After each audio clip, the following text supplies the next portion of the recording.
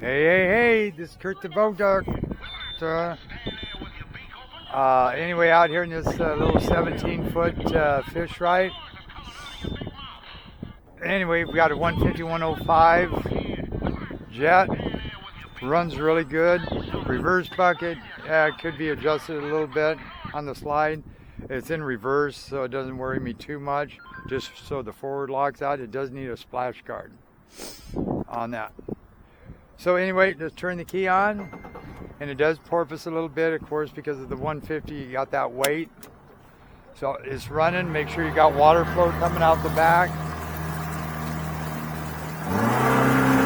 And it's really quick getting up.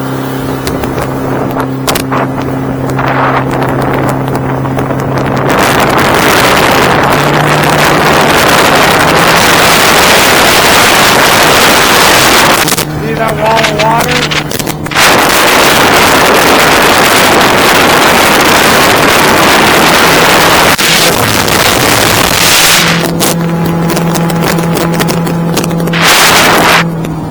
And then that wall of water is because you need a splash guard up above that shoe to keep it down.